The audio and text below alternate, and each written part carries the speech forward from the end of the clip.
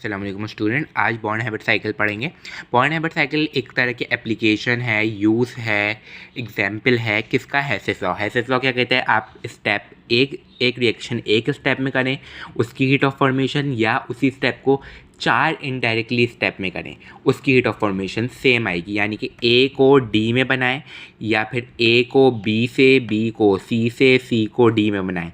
इन तो दोनों चारों स्टेप की हीट ऑफ फॉर्मेशन को सम करें और इसकी हीट ऑफ फॉर्मेशन को सम करें, तो वो बराबर आएगी। जैसे कि मैं पीछे एग्जांपल दे देता हूँ, आपकी बुक में ही है। यानी कि ए को डायरेक्ट जेड में बना दिया, इसकी हीट ऑफ फॉर्मेशन समझे थी 90, तो 90 आई। अगर ए को एक्स से, एक्स को वाई से, वाई को जेड से, फिर delta H two delta H थी, तो इसकी 30, इसकी 30, इसकी 30, 30, 30, 30, 90, इसकी भी 90, 90। ये एग्जाम्पल थी, मैंने कंसिडर करके बनाया, लेकिन बाकी जो रिएक्शंस की होती है वो क्या होती हैं? फिक्स्ड होती है। तो इसी तरह बॉर्न हैबिट साइकिल है। बॉर्न हैबिट साइकिल क्या होती है? ज़्यादातर आयोनिक सॉलिड की लेटेस्ट एनर्जी। आयोनिक सॉलिड क्या हो गया? रुबीडियम क्लोराइड हो गया, सीजियम फ्लोराइड हो गया, NaCl हो गया, like salts, all salts. Ionic solid की lattice energy heat of formation काम निकालने के लिए काम आती है। हमारी बुक में एक तो ये गिवन है, एक एग्जाम्पल 11.5 गिवन है, जो कि बहुत आसान सी है, बहुत से कॉलेजेस के पेपर में आई, और एक भी यही गिवन है, उस पर भी आपको क्या निकालना है? वही निकालना है, जैसे कि लेटेस्ट एनर्जी निकालनी है, और एक एग्जाम्पल में हीट ऑफ फॉर्मेशन निकालनी है। पहले आपके इस स्टेप जो आपकी बुक ने वो दिया है, उसमें आपको क्या करना है? उसमें आपको पूरे उन्होंने बताया कि सीजियम फ्लोराइड किस तरह बनता है, तो उसको हम लोग एक दफ़ा नज़रसानी कर लेते हैं, फिर आगे देखेंगे। सीजियम फ्लोराइड में याद रखिएगा, हम लोग का सीजियम लेते हैं सॉलिड में, और फ्लोरीन एक कितना फ्लोरीन लेते हैं? हाफ फ्लोरीन लेते हैं।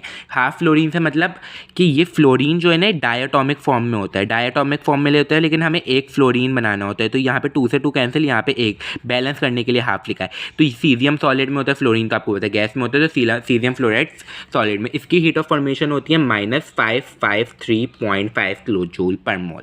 इसको क्या होता है? सबसे पहले स्टेप याद रखिएगा, हम लोग को सॉलिड में, ये डायरेक्टली आप इस वे में भी कर सकते हो, लेकिन इनडायरेक्टली किस तरह कर सकते हो? इस तरह आप 5-6 स्टेप में गुजार के इसको सीजियम फ्लोराइड बना सकते हो, और जो उसकी हीट ऑफ फॉर्मेशन आएगी वो यही आएगी। एंड में जाके देखिएगा आप लोग। सबसे पहले हम लोग सीजियम को सॉलिड में जो होता है उसको हम लोग किस में करते हैं? गैस में करते हैं। और आपको पता है कि डायरेक्ट सॉलिड को कन्वर्ट करना है गैस में, वो प्रोसेस कराते हैं सब्लिमेशन, सबलाइम कहते हैं ना, सब्लिमेशन। तो हम लोग सीजियम को हम लोग किस में कर देंगे? सॉलिड से डायरेक्ट गैस में कन्वर्ट कर देंगे। कैसे करेंगे वो आपको पूरा सब्लिमेशन का प्रोसेस पता है, तो वेपराइज करके मेटलिक सीजियम को हम वेपराइज करके गैसियस एटम बना देंगे। और क्या कहते हैं, आप लोग को पता है कि ये एक एंडोथर्मिक है, क्योंकि हम लोग इसमें हीट देंगे तो ये हमेशा इसका जो आंसर आएगा वो पॉजिटिव में आएगा। तो 76.5 किलो जूल पर मोल इसकी हीट ऑफ सब्लिमेशन आ गई। अब दूसरा क्या है? इसके पास एक एटम लूज करने की पावर है, क्योंकि इसके पास एक ये 1A ग्रुप का एलिमेंट, आपको पता है 1A ग्रुप के एलिमेंट के पास हमेशा एक इलेक्ट्रॉन इसके वैलेंस शेल में एक्स्ट्रा होता है। तो हम लोग इसको क्या करेंगे? आयोनाइज कर देंगे, क्योंकि इसकी आयोनाइज करने के बाद क्या हो जाएगा? ये एक एटम अपने वैलेंस शेल से लूज करके ये सीजियम पॉजिटिव बन जाएगा। सीजियम पॉजिटिव यानी इसने एक इलेक्ट्रॉन को लूज कर दिया। अब क्या हुआ? जब लूज करने की बारी आई तो उसकी हीट ऑफ आयोनाइजेशन एनर्जी कितनी हो गई? 375 किलो जूल पर मोल। अब ये तो काम हो गया सीजियम का काम हो गया। अब हम फ्लोरीन आएगा। फ्लोरीन आपको पता है हम लोग को उसमें फ्लोरीन जो है, फ्लोरीन डायटोमिक है, अभी डायटोमिक है, लेकिन हमें इसको एटम बनाना है।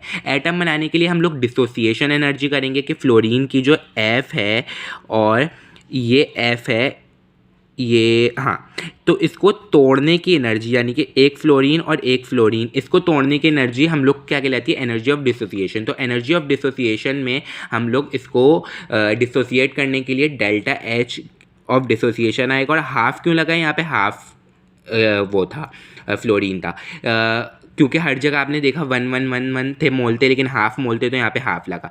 तो इसकी हीट ऑफ फॉर्मेशन होती है 157 किलो जूल पर मोल। अब ये ऐसा एग्जाम्पल न्यूमेरिकल है जिसमें आपको सारी वैल्यूज़ याद करनी पड़ेगी। बाकी 11.5 देख लें और बुक की एग्जाम क्वेश्चन देख लें, इसमें आपको वैल्यूज़ गिवन होगी तो आपको सीधी सीधी वैल्यूज़ रखनी होगी, उसमें आपको टेंशन नहीं है। इसमें याद करनी पड़ेगी। या पता ये पहली साल बुक बनेगा तो क्या पता वो पेपर में ना दे, लेकिन किसी को कुछ नहीं पता। आगे चलते हैं। तो आगे हीट ऑफ हमने फ्लोरीन को डिसोसिएट भी कर दिया। अब मैंने जैसे बताया इसके पास एक इलेक्ट्रॉन एक्स्ट्रा होता था, लेकिन इसके पास एक इलेक्ट्रॉन कम होता है इसके वैलेंस शेल में, तो ये एक इलेक्ट्रॉन ले लेगा। एक इलेक्ट्रॉन लेने पे इस पर नेगेटिव चार्ज आ जाएगा, यानी कि इस क्या हो जाएगा, इलेक्ट्रॉन एफिनिटी हो जाएगी। तो ये इसकी heat of electron affinity -328.2 kilo joule per mole आ गए।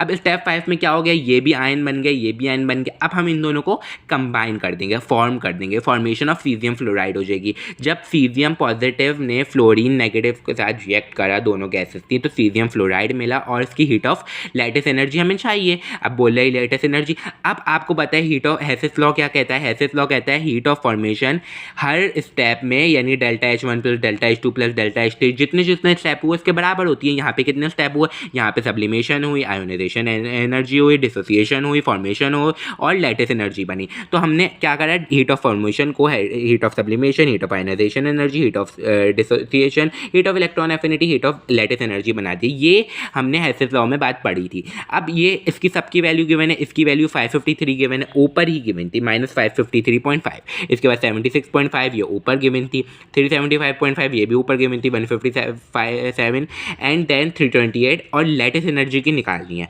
अब ये साइड हमें इसको निकालना है, इसको टू फाइंड आउट करना है। इन सबको हम लोग उधर जाके कैलकुलेट कर देंगे। जब उधर जाके कैलकुलेट करेंगे तो हीट ऑफ लेटिस एनर्जी आपके आ गए -755। तो अभी इस तरह बॉन्ड हाइब्रिड साइकिल होता है और बॉन्ड हाइब्रिड साइकिल से हम लोग इस तरह, अब बॉन्ड हाइब्रिड साइकिल से वो आपको अभी लेटिस एनर्जी, कभी वो आपको हीट ऑफ फॉर्मेशन दे दे, कभी वो आपको हीट ऑफ आयोनाइजेशन एनर्जी दे दे, वो सारी चीज़ें देकर आपको ये निकालने के लिए दे। तो ये पहला ऐसा सवाल था जिसमें आपको सारी चीज़ें याद करनी पड़ेंगी। बाकी जो है आप 11.5 देख लें।